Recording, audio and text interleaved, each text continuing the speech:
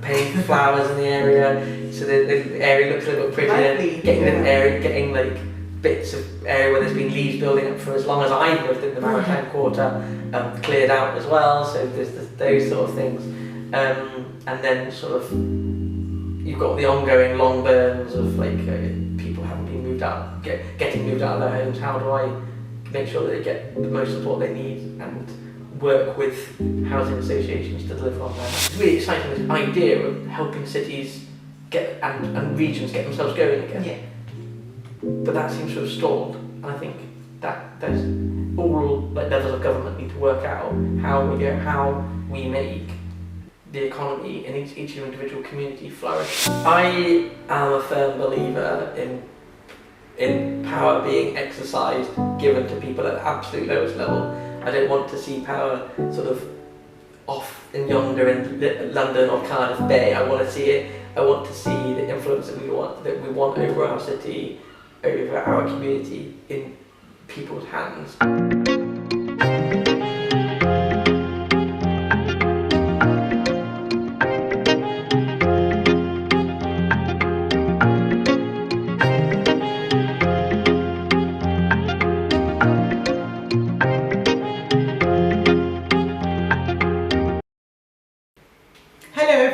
And welcome to this episode of the Welsh Dream Podcast. I'm your host Kim, and we're joined today by Councillor Sam Bennett, who is a Swansea Council Councillor for Waterfront here. So Sam has been on the forefront of a lot of amazing change in the area, advocating for change for his local community and ensuring that their voices are heard in decision making to do with our city. So today's episode for me, I feel, is pretty special and also quite different, because we're talking about a subject that applies to literally everybody, and that's democracy, and how democracy is linked to, you know, our Welsh dream, and how essentially it is the foundation of the Welsh dream. So democracy ensures that every single voice is heard, that every person's voice counts, and that their idea is heard, and also ultimately that their dreams are realized. And obviously that creates the foundational element of the Welsh dream, which essentially is all about ensuring that everyone can achieve self-actualization right here in Wales, right here in Swansea. And obviously then political literacy on that same element is essentially about equipping everybody, us the Welsh dreamers, with the tools and the knowledge that we need to actually actively participate in politics. So yeah, today's subject is just very interesting, and one for literally everybody to listen to, because there is a lot to learn from Sam right here. So yeah, without further ado, Sam, welcome to the podcast. Thank you very much. Nice so yeah, and you. Could you tell us a bit more about yourself, and especially your journey into politics and how the experience has been for you so far? So, well, my name's Sam. As you said, I'm a councillor here in Swansea. Mm-hmm. I was elected just over a year ago now. So I got into politics. I studied politics at university. There are lots of friends who didn't necessarily study politics, but So I studied university politics. I got involved with a political party at university. And I enjoyed the values and what the party stood for, and I decided that I wanted to do some campaigning with them, and ended up working for a Member of Parliament and a Senedd member. Did that for a few years, and then went into my career in marketing, and then I decided that I would stand for council once I'd settled in a city and found a home in Swansea. Right, actually, so let's go back to the point that you chose to do politics in uni. Yeah, what drove you to that? I think it just interested me. So I specifically studied European politics, so the European Union, how the European Union functions, how it functions with its near neighbours. Mm-hmm. And at the moment with the war in Ukraine, we can see exactly how a united Europe is functioning with its neighbours. To support people, but also I had an interest in politics, how the world works, why decisions are what they are, why society is built in the way it is, and that what goes on and how it affects other people. And I came to a view as to what my politics was and what I think the world should be like, and I thought, well, that's not where I don't think the world is where my values are, and therefore what do I need to do? How can I be involved in being part of that change and making the world a better place for other people to be in, where their voice is heard, or that they've got power and influence over their life. I think that's really amazing, but then I think one thing that comes to mind is that's a position that not a lot of people are in. Not a lot of people actually firstly see themselves in politics or feel like they're able to actually make a difference. A lot of people literally say that, like, my voice doesn't really matter, I'm only just one person. So there's a lot of people who feel disempowered and just don't even see themselves in politics or see themselves making any change that they want to see. So I guess, let's speak a bit more about that. So I suppose where I got involved in I thought there was a particular party that fit with my values and the things that I thought we need, and that their vision for the world is the vision that I thought that's a better place for us to be. But I never saw myself as, if you like, front line in politics.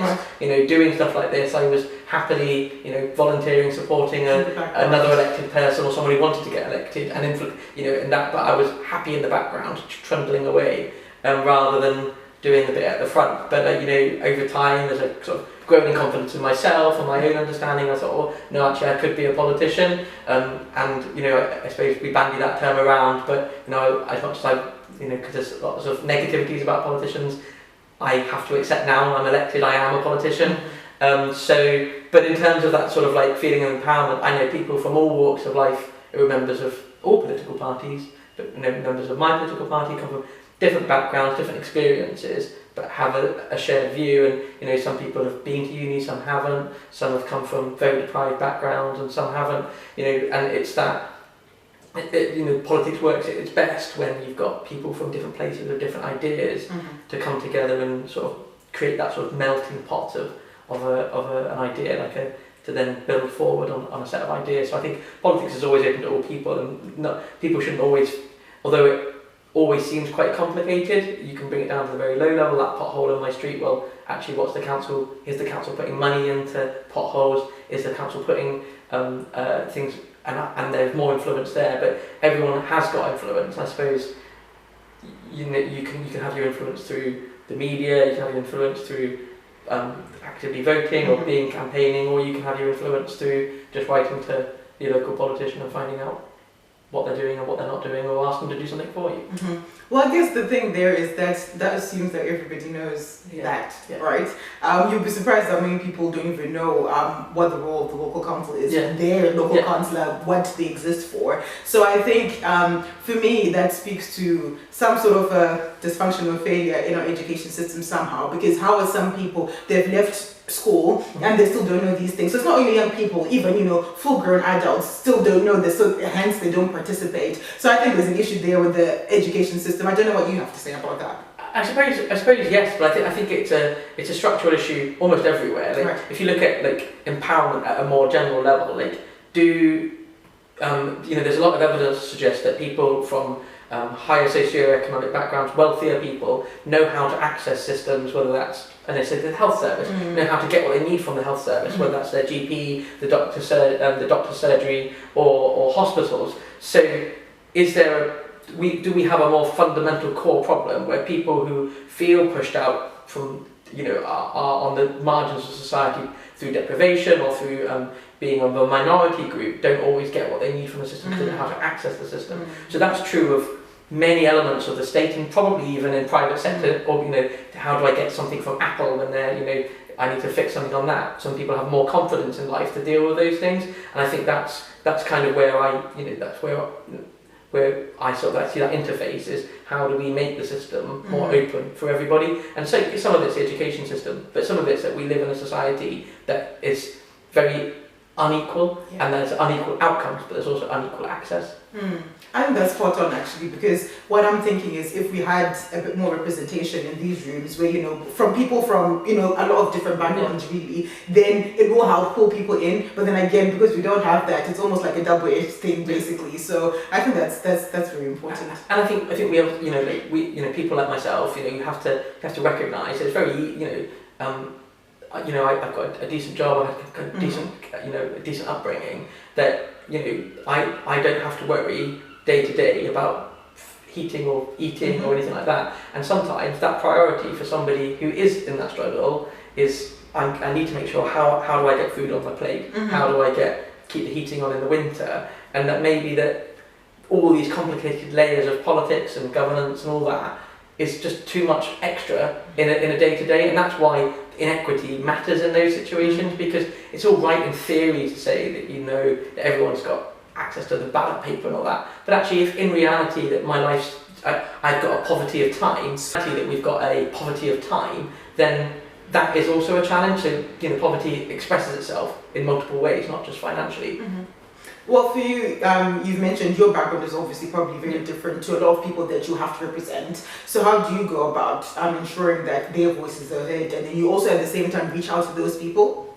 Well, I suppose I enjoy going and speaking to my residents, making myself available through email and then meeting them in places that are appropriate places like the museum in my ward. So get booking a room there. But I think that's part of that wider conversation. In terms of how do I make myself accessible, like it's not the same for all people, and being you have to make a conscious effort to find some people, particularly in the less represented areas. My ward, you've got a particularly wealthy area on the seafront, and then you've got a much more deprived area that is traditional city centre around the old docks area. And so I suppose that it's at making sure that I'm giving equal amounts of time to everybody, but also making sure I'm putting the effort into speaking to people who are otherwise not engaged. And my tenants in social landlord provision, they've got a different set of problems and a different set of priorities as well. And understanding that those priorities are actually probably the more important bits for me to be dealing with. Not that I don't want to deal with, dog poo or potholes, but there's a block of flats in my ward where people are being moved out. They've lived there 25 years. They're in a social landlord, and that's really important that we make sure that transition for them and their home is done and they're heard. No, I think you've raised a couple of key points for me. In the sector, a term that we hear a lot and that really frustrates me personally is, certain communities are hard to reach. And it's all about, hard to reach, what do you mean by hard to reach? You're not actually putting the conscious effort to go and actually speak to these people, because once you do, then a lot of stuff is uncovered. So I think that's a really key point you raised about you actually meeting them where they are, and also then just being upfront and speaking to them and just being honest when you do that. Yeah. And I think, what does hard to reach mean? Well, actually hard to reach means just more effort, doesn't it? Or different, just doing it differently. Yeah, and there'll be some people who have that, who will stop me in the street and go, oh, we need to do this. But there are other people where I need to take the mountain to Muhammad instead and do that graph and show that I can be relied on to support them. And it's that sort of quid pro quo and keeping that relationship moving and being present all the time, not just as and when it suits me. That's what I was going to say, Availability is important. Because it's also about trust, because again, you've mentioned about politicians. Another thing that's there with politicians is sometimes they just want to use communities as photo ops, is just for their own benefits, not necessarily to actually make the changes that they're meant to be making for the communities. Yeah. So I think people are sometimes just fed up with politicians as well. So I think it's also about trying to foster that relationship and building that trust as well, actually showing them, I'm actually on your side and I want things to change for you as well. And I think also there is that part of there is a naturalness to people in power being not trusted, people in power not being, not always feeling like they listen to you. You could look at your own workplace, and do you always feel like your managers are, listening to you and you trust in what they're saying? Now, in a good workplace, you'd hope that was true, but there'll always be that sort of can you trust people with power? Yeah. And that's kind of and that's part of a foundational part of my set of values, is that we should try as much as possible is to bring power down to the lowest level and not allow power to be pulled in Westminster, to be pulled in Cardiff Bay, or for that matter, to be pulled in Swansea's Guildhall. We want power to be dispersed as much as possible, so people can live their lives the way they want to, as long as they're not affecting another person. Okay, we're going a bit deep into this, but what I want to really touch on is there's a lot of people who might be listening to this podcast that are not really familiar with, what someone might consider to be the basics of the political system. So could you actually start by telling us, firstly, what democracy is and how that's linked to how the UK functions? So democracy, at its very basic level, is the power of people. that's that the words are built from the Greek of demos being people and kratos being power. So it's the power of people.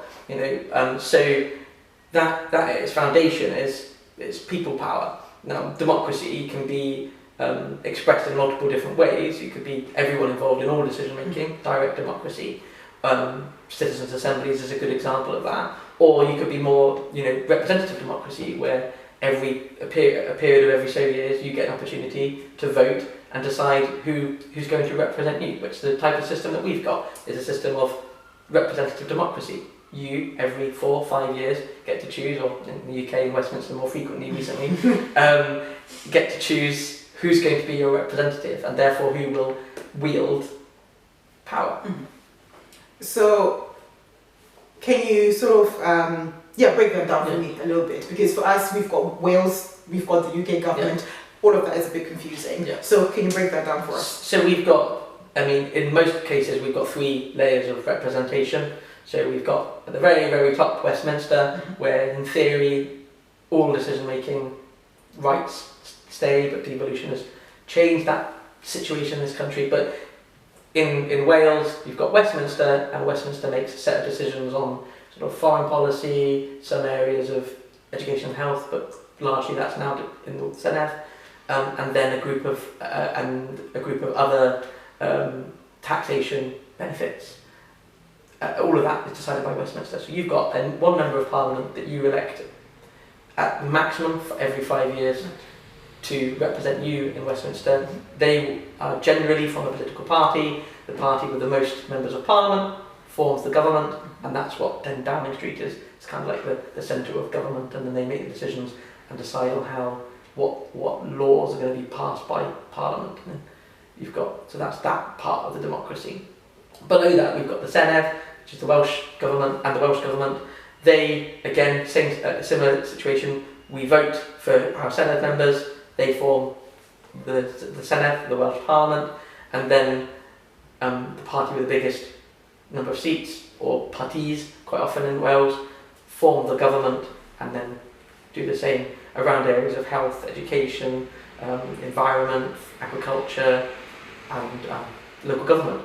And then, as I mentioned it, the absolute bottom layer, if you like, is local government. So your council, who administers a lot of the laws made around education in particular, like making sure that we're following what the Senedd wants us to do in terms of education, but also then like a series of other policy areas like streets, street lighting, road surfaces, bus services. Very local. Yes, so very local things that affect you literally as you come out your front door. In those cases, and then social care, so looking after vulnerable people, whether they're elderly or they've got other health conditions that need more support. So all of those sorts of things sit within the council. And so again, you elect a councillor or a number of councillors in some areas to represent you, the party with the largest number of councillors, or form the ruling administration, and they make the decisions to change and can change some policy in some areas as to that, and decide what their spending priorities are going to be. So how do people, just as a normal person, actively participate in democracy? So the real basic one is when you've got the opportunity to vote, go and vote. Right. But obviously, as I just said, that's kind of like not very regular. In terms of who you're influencing, which ones you're influencing. When we have regular elections, but you don't always get to influence the government that's upsetting you, if you like, or the government that you're pleased with. So you've got to wait for those ones. But then you've got this other avenues, like literally writing to them, trying to meet them, arranging to meet with them, going to a surgery if they hold them, or signing petitions, whether that's the petitions in the Parliament itself or other external websites that have petitions and trying to influence people, getting involved in single issue campaigns. It might be that the RSPCA, the RSPB, or organisations like that are doing something on animal rights, and you're particularly interested in animal rights, so you're going to influence that one narrow policy area. It's a way of getting involved in politics and democracy. and then you've got like the press as well. It's like, press releases, problem on my street, and no one's doing anything about it. And then maybe that's a segue into you becoming a politician yourself. Okay, I guess the key thing that's just sort of playing in my mind right now is sometimes it feels like our politicians are very out of touch. By our politicians, I mean at Westminster, like, at that high level, are quite out of touch with what the people need or the experiences of the people. So, can you speak a bit more about that in a sense of how do we actually make sure that our voices at the grassroots level are actually, shaping things at Westminster level on a, national level, basically. I'd always say, I think, again, like, go and vote. In every election, the biggest number of votes there are the ones that don't vote. So if these people all decided to go and vote, they could go and make a very big difference. So it might well be that in a particular constituency, I think in the constituency we're in at the moment, Swansea West, turnout of election was 40 to 45%. That means 55% of people-ish didn't vote. Well, if all those people decided to go and vote, but voted for a different party because they weren't happy with their current representation or whatever, or voted for the party that is in power, they'd get elected or they change things. So the people that feel disenfranchised and feel like it's not working for them, they hold a lot of power, they're just not using it. And we saw that with the referendum, whether that was the Scottish independence referendum or we saw that with the referendum on Brexit, turnout was up and people felt like they had influence over that. And I think that's what politicians need to listen to, is how do we make sure that people are involved in the democratic process and always feel listened to. There's parts of the Brexit process that didn't shower politicians in glory on both sides of the argument. I fall on the Remain side of the argument, and I remain a Remainer. I am a Remainer. But did the Remain camp always shower themselves in glory, trying to achieve their aims, and vice versa? I think people just got exasperated by politicians just wanting to do their own thing. There are safe seats. That makes a big difference to what are safe seats? A seat where the 99.9% of the time you could guarantee that a particular political party will win that seat. Right. Okay. So most of the time you can predict that like, for example, where? So lots of the South Wales valleys, you can assume that those seats will go to the Labour Party. Bits of West Wales, you can assume will go to Plaid Cymru. Those sorts of things are unless safe something seats. Drastic happens. I don't know. Unless that 55% of people decide, right, I'm fed up of being represented by those people, I'm going to go out and vote. I suppose the other argument is that some people might not be going out to vote because they know they're going to win anyway, and I'm happy with who I've got. That's another assumption that we could be making. But either a safe seat, I think a safe seat and the system that we've got allows for there to be safe seats, so people don't have to listen. So they know that they're going to win, so it doesn't really matter how I vote or how I behave. And that's what we sometimes, most of the time when you see a politician who's got themselves in trouble in Westminster, if you look at the electoral history, you find out their party, and you look at the electoral history of their constituency, it's probably been the same party for the best part of 100 years.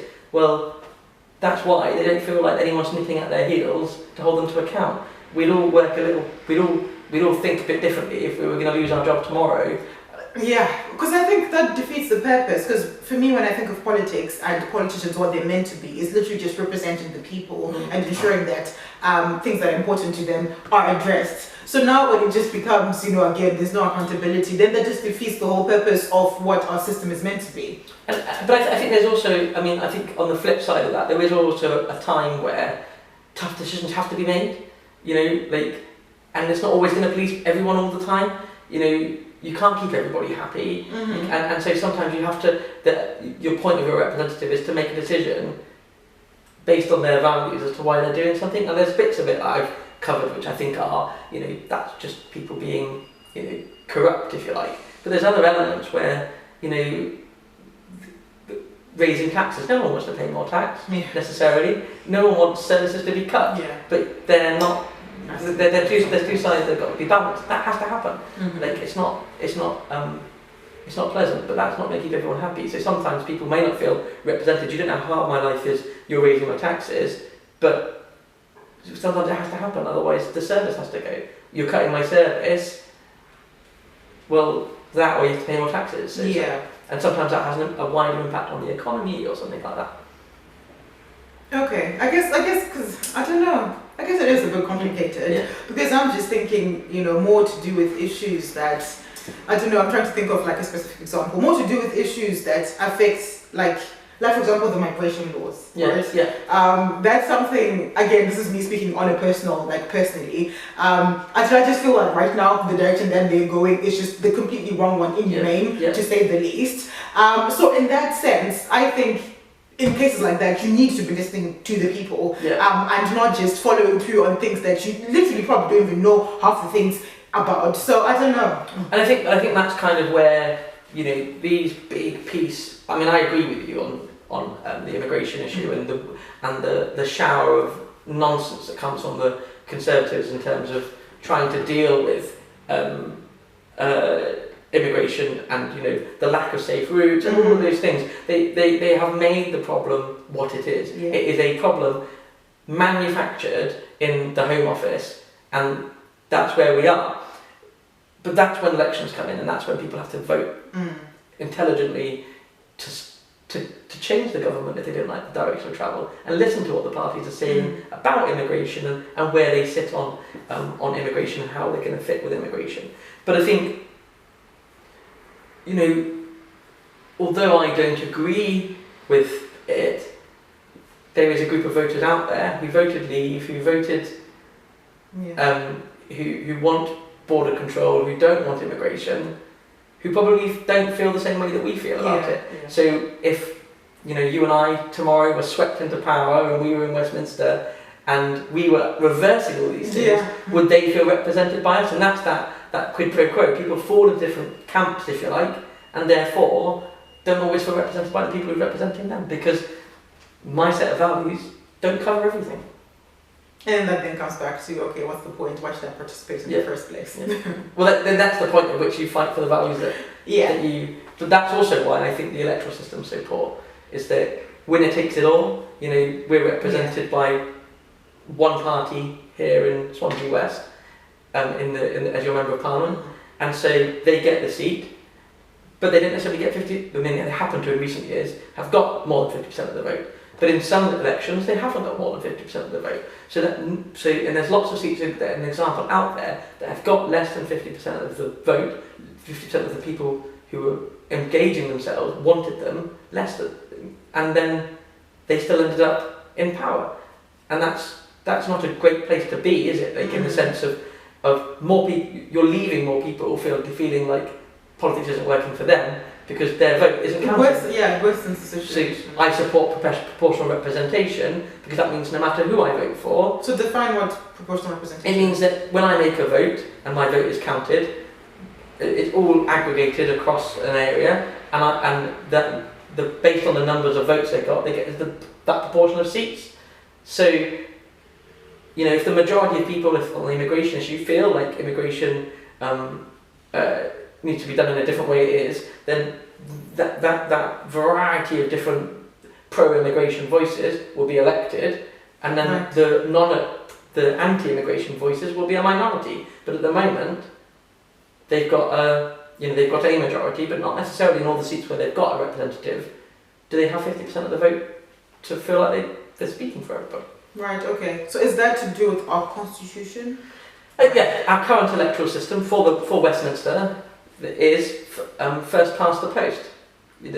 Quite literally, the person who gets the biggest stack of ballot papers, wins. And there are some seats that I think in the new boundaries that you'll look at in Wales, and there'll be 3 ways, between 3 political parties, 4 ways. So the winner could be winning on 35% of the vote. Like that is not a good place for our democracy to be in, particularly. And that's how, as votes fracture and split across 3, 4, 5 parties. That's how you get more extreme parties are allowed to are more capable of winning because they can persuade more people and extreme in both senses of the word. extreme left wing, extreme right wing. On that, since you've raised it, right now I've just been feeling like we are leaning towards this whole extremism. Actually, particularly to do with, I guess, all the issues that have been happening with Westminster, etc. So yeah, what are your thoughts about that? I think the we have to be really careful as a country now. Like, we can see the stuff that goes on in America, and like we need reason to debate on issues and discussion where there is more light and less heat. So they're trying to get to just a coalition build, if you like, around different issues, and try and take everyone's views on board is where we need to go. At the moment, people seem to be sort of fling to the very polarised, particularly on issues like immigration. There's very little space to negotiate over that, and we need to get our politics back to a place where there is a centre ground that we can all discuss around, and what's reasonable, what's unreasonable. These sort of boats in the south of England where we're putting immigrants in who have done no crime but are essentially locked away, and the same of like army camps that we've got around the country. Is that a humane way of treating people? And if we can agree that there is a set of rights and values and humanity that people have that we shouldn't be infringing on, let's start there. Now, we can discuss about the numbers of people that should be coming or whatever, but actually remembering that they're people. Language that you hear from some groups about swarms and sort of, it dehumanises people, and we have to keep that debate in a reasoned way. And I think that's somewhere along the line, this country's got to a place where we don't have reasoned debate. But that goes for both sides of the argument as well. Yeah, there are racist people out there are racist policies, there's racist structures out there. But at the same time, just banding around calling people racist isn't necessarily you're not going to get that person to come and agree with you. And I'm not saying that we should then go,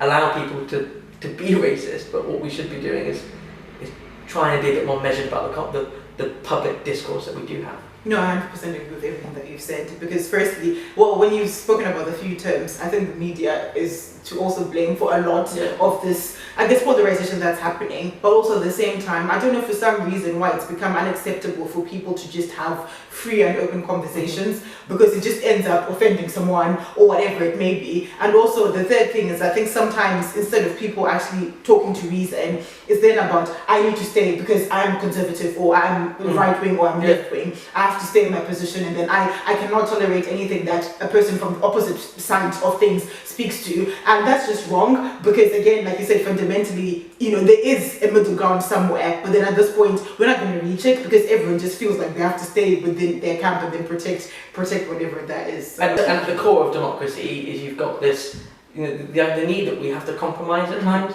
So I think that's really key to the public debate, is that we are prepared to compromise and have different political parties, different people of different political traditions within their own party work together to achieve things. How do we make sure that we ultimately, while we're all from political parties from different traditions, we're all meant to be working towards creating a better society for everyone else to live in. Yeah, no, exactly. I think that's exactly what it is. The goal is the same. Sometimes just how to get there, and then people are so fixated on how to get there that they end up sort of sabotaging what the goal is in the first place. So well, that's economic growth or stuff like that. Yeah. Okay, so let's talk a bit more about the stuff that you've done in Swansea since you've been a councillor, and also what your ambitions are for whatever time that you've got remaining, and just for Swansea in general, really, your hopes, your aspirations for it. So, since I've been elected, so it's 14, 15 months now that I've been a councillor. There's lots of little bits and pieces, getting bollards moved. There was a road where cars were parking where they shouldn't have been parking, but blocking disabled access. Right. So in a couple of places in the ward, I've got bollards put in place so that no longer happens. So the disabled residents that live there can get out of their own homes and not have to go along around. It's a very simple one, very little council's this very bottom level. But it shows, however small it may be, it can actually bring about the change that you want. So that's a very little change, but a change nonetheless. And sometimes, day to day, if I had to walk past dog poo on my street every day and then someone had stopped that happening, I think that's probably a bigger impact on my life sometimes than, the big issues of the day. We've just been talking about immigration. Does affect, people got a lot of views about it, but does it affect them every day in the same way? Not necessarily, but it should do, but not necessarily. So there's the bollards, sort of getting trying to improve the way that road closures happen in Waterfront.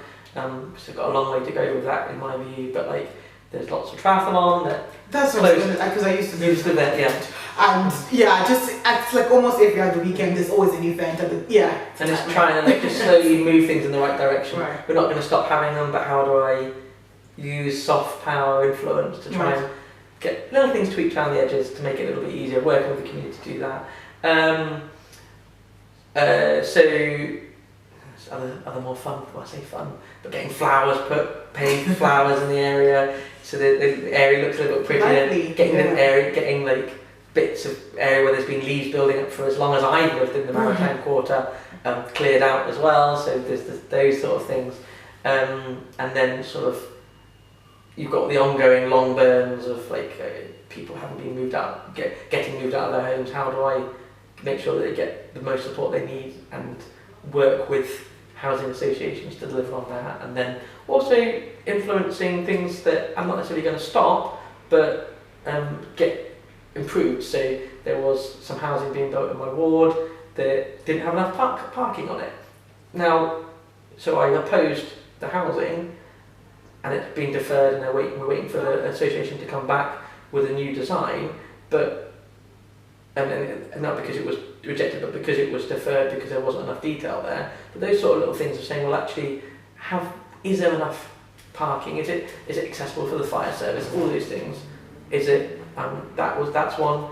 I'm continuing to campaign with the community that are affected by the cladding issues with fire safety regulation. Their buildings are not fire safe, so that's not a local government issue, but it's an issue that I hold strongly, that I think needs to be dealt with. So it's not a council issue, but I'm using my voice, my influence as a councillor to influence people and work across party as well as within my party to bring people together from Cardiff. There's Welsh Gladiators in Cardiff, to make sure that there's a branch in Swansea as well. So we're coordinating our work towards Welsh Government and the Minister to try and get the right outcome for residents who are going to be financially impacted by this. And I guess what I like about what you've just mentioned is it's bringing different players together, people from different parties, but also community groups, advocacy groups, whatever it is, just bringing different players together. And I think there's just so much power in numbers sometimes. Well, you never, you don't agree with all people all the time, and everyone will have friends they don't agree with. It's true in political parties. We don't always all agree with everything, and we have to negotiate about how we're going to respond to a particular issue.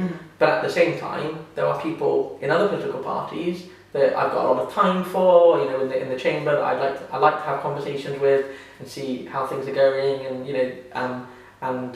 we share a lot of views, and that's important as well, because there are situations in terms of that, what we were talking about earlier, building that sort of common ground area. That's done on a human level, isn't it? And I think that's important, getting to know each other councillor and what's going on, and when there's commonality between issues, trying to work together on those things. Definitely. So talk me through your sort of aspirations and hopes for Swansea, not just the Waterfront, because I know that's your ward, but then just Swansea in general. Well, I'd like to see the city flourish economically. There's empty shopping units. There's a real struggle with, footfall in the city. I'd like to see that. I'd like to see communities across the city flourish in that way as well. So it's not all about a city centre, but it's about what's going on the outside and some of in the Gower, where you've got some other bits and pieces. Smaller villages and communities, Mumbles, or you've got Dunbar and Cllr, or we'd like to see them all flourish. Dunbar and Cllr's got a really amazing precinct of shops that are thriving. So I'd like to see each of the community where they've got their own little centres thriving as well as the city centre thriving. I'd like to see a city where people can get on and achieve, and they don't have to move away to get good jobs and stuff. Exactly. I think we'd all like to see businesses, attracted to come to Swansea, start up in Swansea, and employ local people to really flourish and achieve. And I think that's what's really missing across lots of Wales and everywhere, is a booming economic opportunity for everybody. And that's I suppose why on some level the concept of levelling up that the government came forward with was really exciting. Didn't make up for the lack of European money, but let's beyond all that, it's really exciting, this idea of helping cities get and regions get themselves going again. Yeah. But that seems to have stalled, and I think that there's all levels of government need to work out how we make the economy in each individual community flourish, so people can stay, because it just puts without young people in an area, as you see in Mid Wales, the demographic age, it makes it very difficult to deliver services that are needed. And part of that as well, and the other bit I'd like to see, is more affordable homes for people.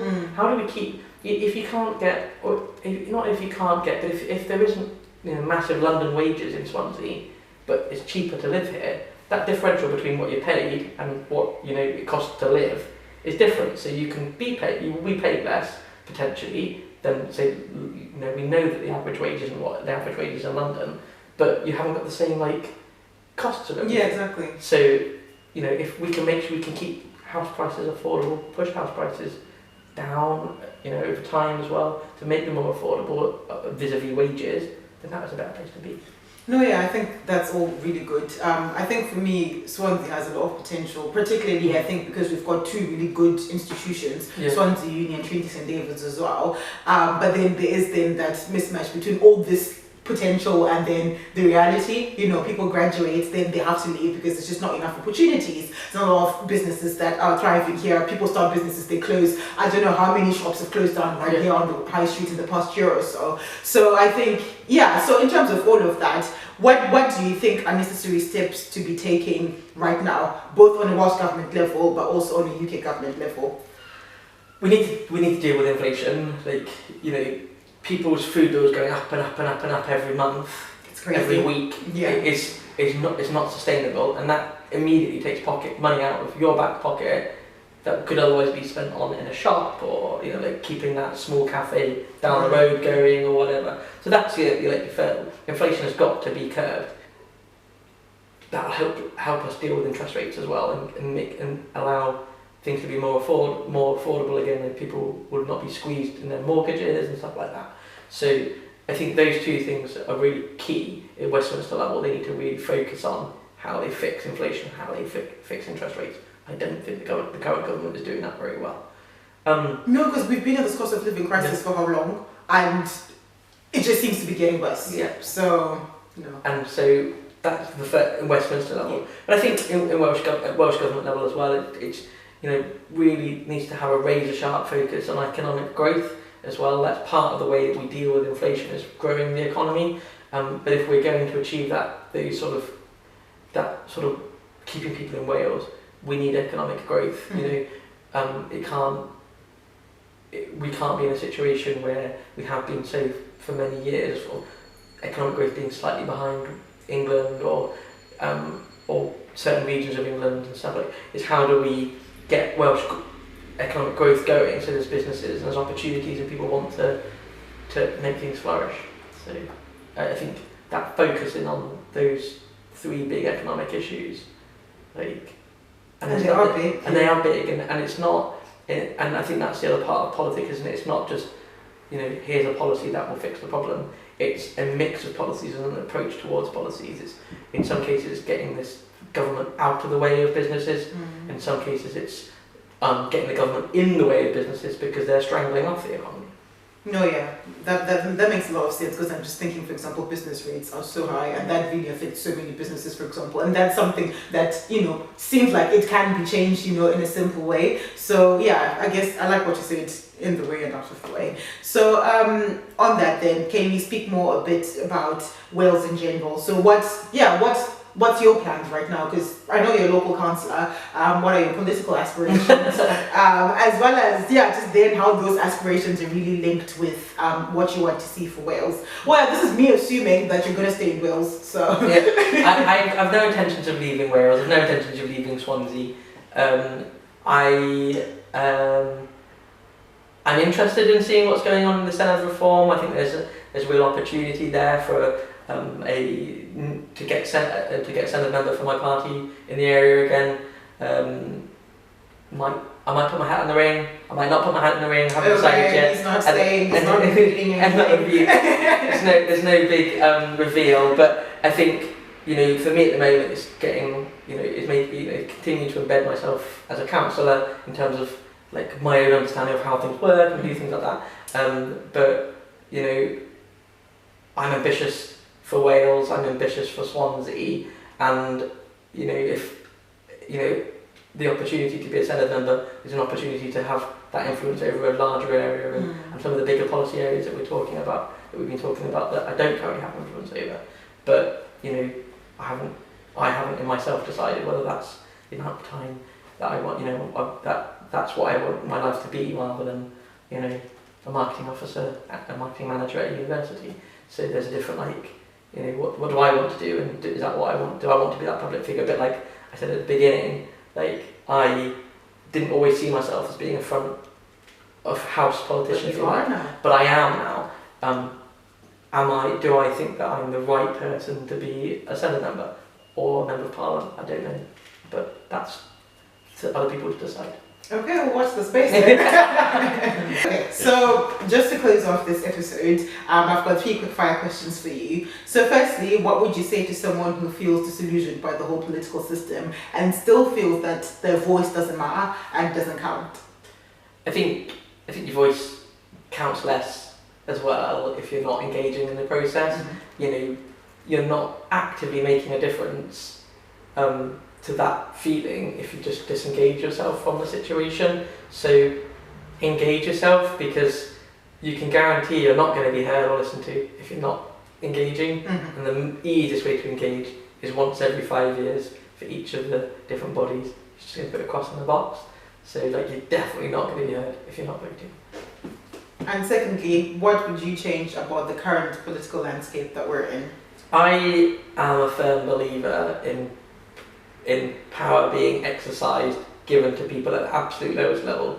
I don't want to see power sort of off in yonder in London or Cardiff Bay. I want to see it. I want to see the influence that we want over our city, over our community in people's hands.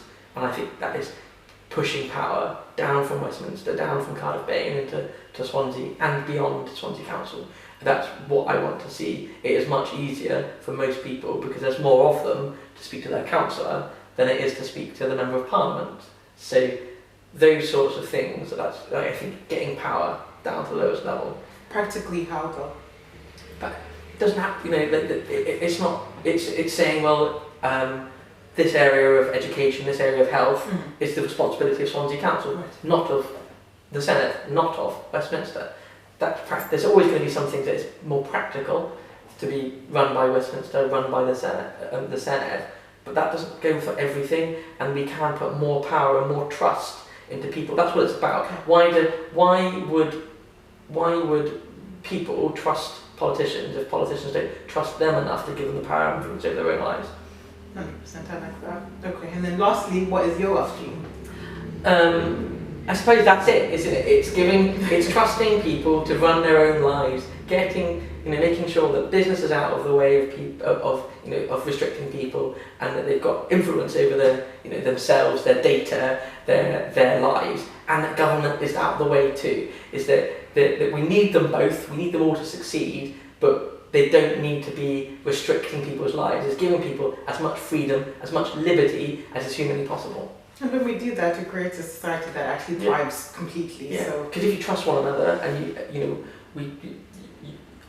then you trust the people that are in power, but they're giving you the influence over your life, everyone will be able to feel like they're engaged with the process and the system. 100%. Well, there's no better way to end. So thank you so much, Sam, for coming on. Thank you very much for having me. I really enjoyed that. Thank you. That's great.